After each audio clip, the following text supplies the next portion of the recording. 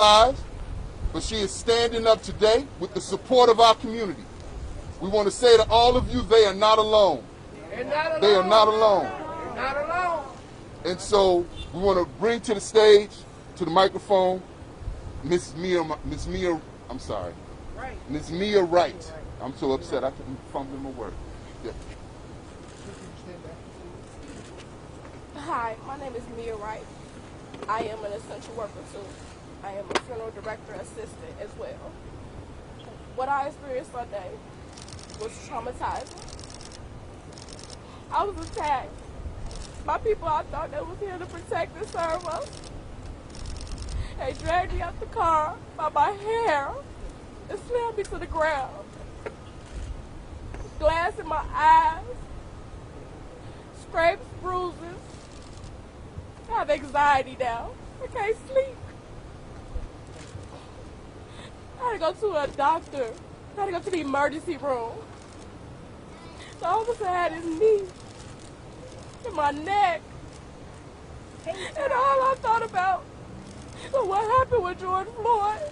And it could have been another situation like that. I'm hurt. I didn't do anything. We got you. Good job. We got you. We got you, sister. We got you. Go get some justice. We got you. Thank you, Miss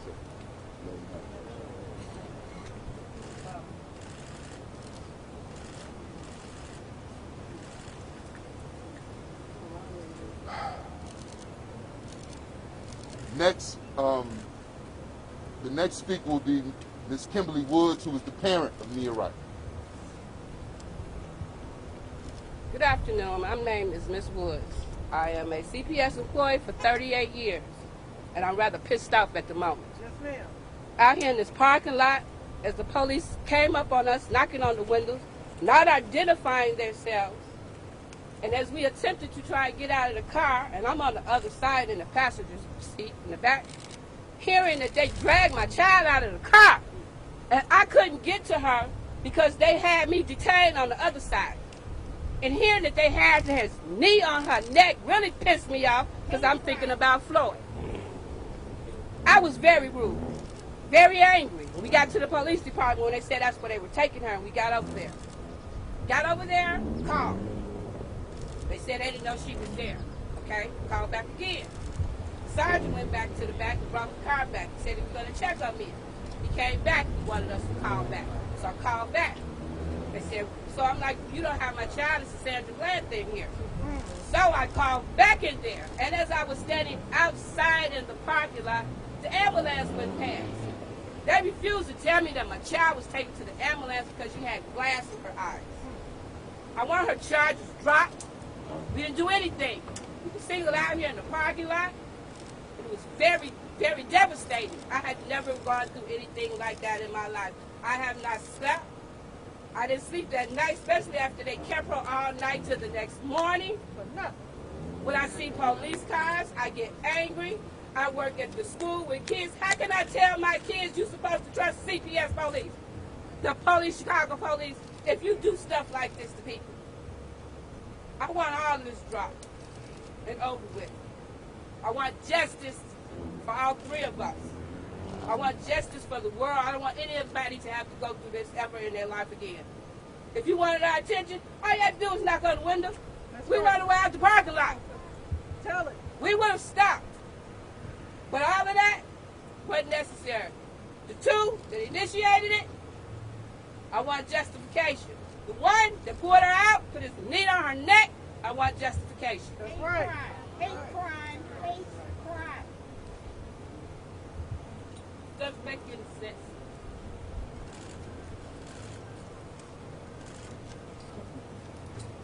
So now the attorney for the family, Ms. Nenye Uche. Sir,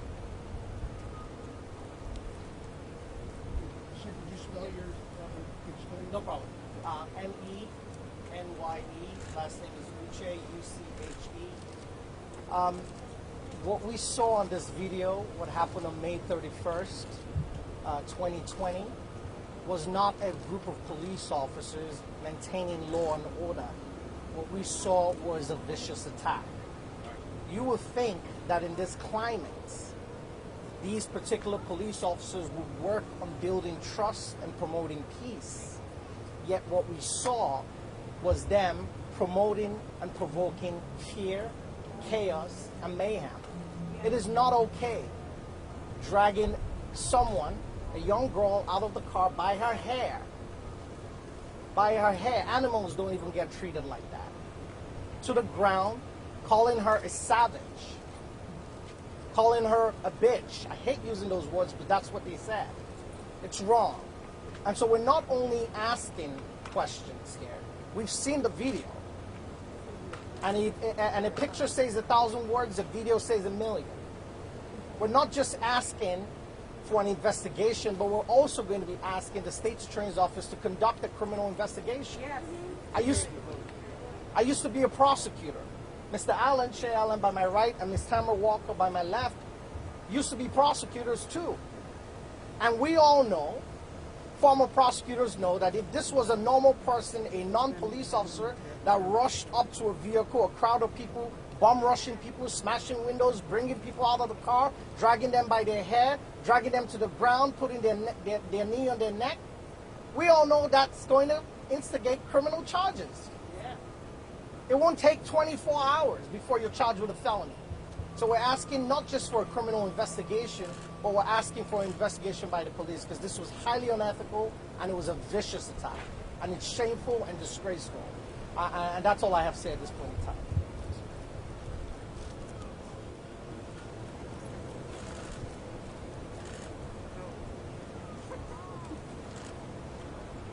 So, as the family has secured legal representation, there's a commitment to justice, and as community-based organizations on the south and west side of Chicago, we will stand with this family to make sure that the Chicago Police Department is held accountable. Thing I'd like to leave you with before we have our closeout speaker and we take questions is, how much evil must African Americans forgive? All we have ever done since we have been in this country has sought to be a part of it. And when we achieve, what we receive is brutality. It is consistent, it is systemic, and SUVs full of white men patrolling our communities now is an occupying force. These people are not in our communities to be officer friendly.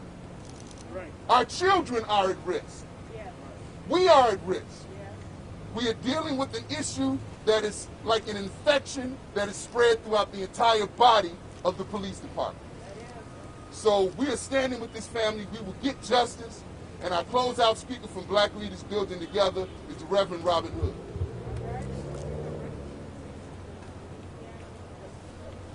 My name is Reverend Robin Hood, R-O-B-I-N-H-O-O-D, and I am the organizing director for Mother Culture Violence Everywhere, and we are part of Black Leaders Building.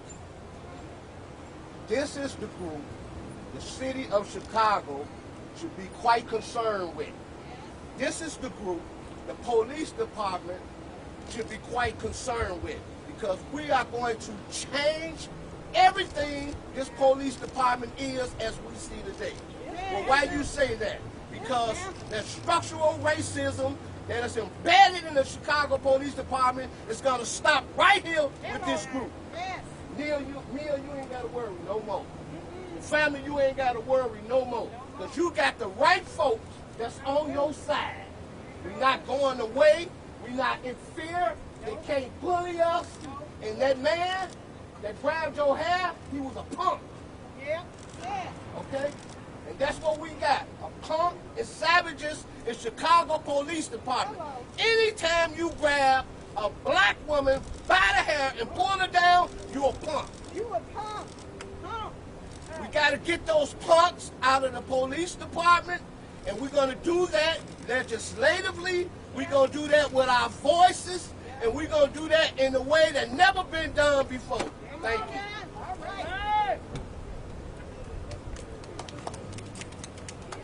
We say through litigation, legislation, or agitation, we're going to get change. Right. So now we're available for questions. Did Ms. Tate come to the The TV camera behind you. What were you doing? What happened step by step? Pretty much, we were here at Brickyard Mall. We were getting things together for my cousin's birthday, which is coming up this week. So what store were you? We were actually trying to go to Target, and we seen that it was closed. So as you can see, we were coming, and we were all the way to this stop sign right here, where a car was in front of us and a car was in back of us.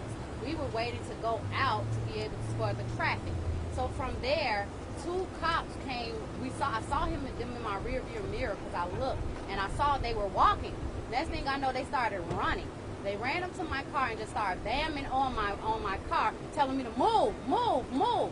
I end up moving and I came right in this area.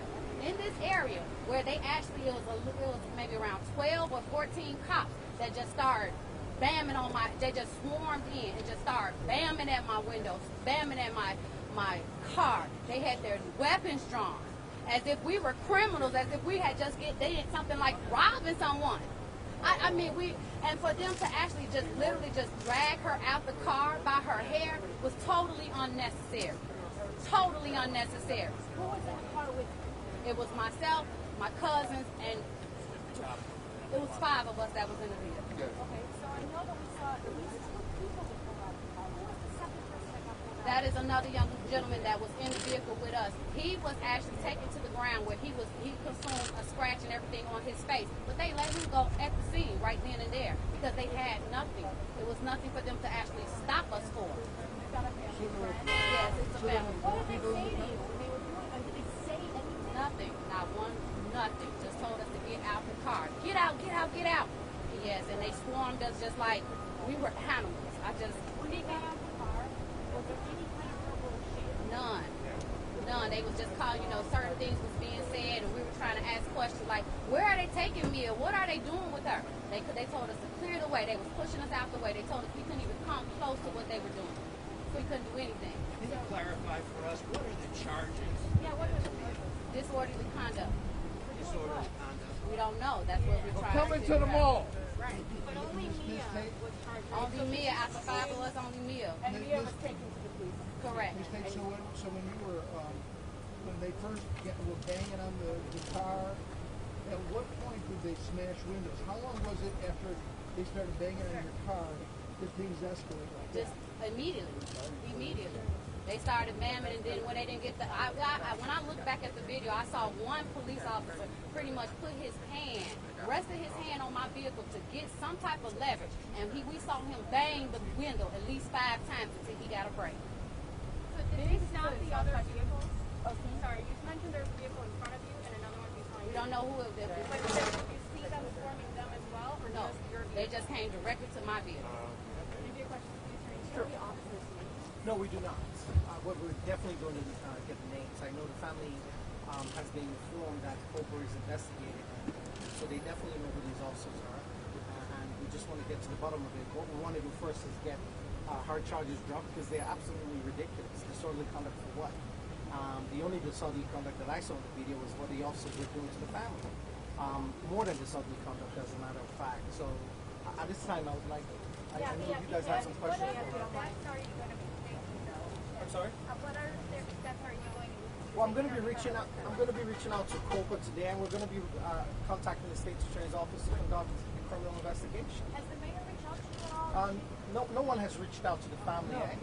Listen, I have no qualms with the mayor of Chicago. I believe she's doing a great job, given what she has on her plate. I do not for 1 second believe that she condones behavior like this. But what these officers are doing by their behavior is they're not fostering any sort of trust between themselves and the community, which is already shaky. And it makes everyone look bad. And it's just really terrible. Well, we're going to get to the bottom of it. This must have been horrifying. And you still don't know anything.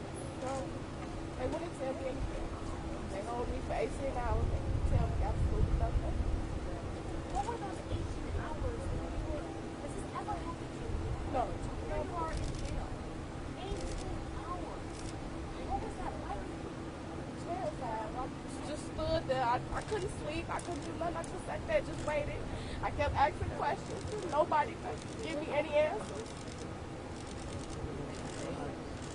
I was in pain. My eye. Now I have to go see a specialist for my eye now. With glass going into my eyes, I have to go see a specialist. I had different scars and bruises on my arms and my legs. How long was it before you went there? It took them about an hour to get me some help. When I kept asking for help, it took them an hour to send help. Could you explain how they were, if you could, where you were or how you were positioned when they first revealed on your neck? I was facing this way with my hands behind my back.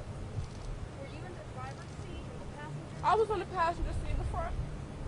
And if I could just mention this real quick, so when somebody responds with a statement, they usually send us quote, and this is reading literally what they said. Mia was assembled with 3 or more persons for the purpose of using force or violence to disturb the peace. What do you say to that? Who are the 3 or more people? Who are the other people? Why was I only arrested if that was the case? I was in my car. I was in the car with my family, with my mom in the back seat, my cousin in the front. Just driving. Did you get out of the car in the parking lot at No. all? I didn't get out of You it. never made it, right? No. They had everything blocked off when we were leaving. No. And do you think criminal charges should be against at least one of these officers? Absolutely. Yeah, what would All of be, them, what would 3 be of them. proper justice in your eyes? What would be proper punishment? Charges have to be against, especially the one who put his knee in my neck. I could have died. He didn't know what was wrong with me. He didn't know if I was pregnant or anything. The way I was just tossed out the vehicle like an animal. And let me just say one more thing. Mia, what do you do for a living? Does this affect you professionally? Yes, I'm a funeral director assistant. Work at a funeral home. You work together? You live together? Yes. And I would just say one more thing. Sorry. Apart from the fact that it's baffling and stunning to me that we have flashpoints all over the United States because an officer put his knee to someone's neck. I cannot tell you how baffling, and that's an understatement, it is to watch a video and see a police officer employ a technique which, by the way, is banned, a banned technique in the Chicago Police Department, and use it in spite of everything going on. It's crazy. And I can't think of any other words to describe it. It's utter madness and craziness.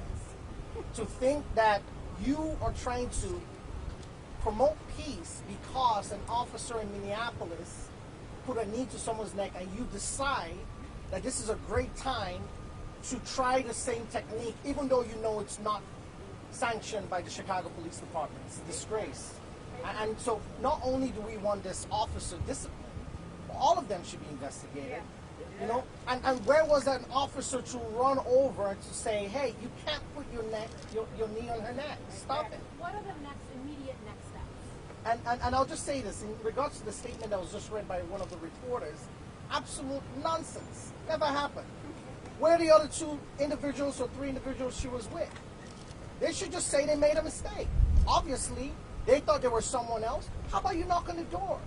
Knock on the car door. Hey guys, we're investigating, stop the car. Now, if the individuals tried to speed off, that's a different story, but we all saw the video. You know, they didn't try to run. Why use that kind of force if you're not trying to provoke fear and chaos? So it has to stop. The charges should be dropped. They're nonsensical. I used to be a prosecutor. That's ridiculous. We all, you know. How long did they have he had his knee on his neck? Do you have any guess? Was it more than a minute? 2 minutes. 2 minutes?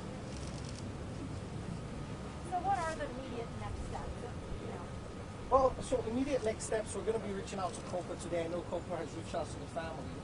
And we're also going to be communicating with the state attorney's office. We're going to be reaching out to them to start a criminal investigation. We're going to be calling for them. That's really the first step. There has to be some justice for the family. We have a young lady, just to put insult on injury, not only was she dragged out by her hair like she was an animal, but she was injured. She now has to see an eye specialist because glass entered her eyes. Then on top of those two things, apart from being called a savage, she's also informed that she's facing criminal charges, basically for the police officer's conduct. That's ridiculous. And so we want the charges dropped. That'll be our immediate first step. And then second step, get a criminal investigation. And then third, obviously, there's going to be a civil action.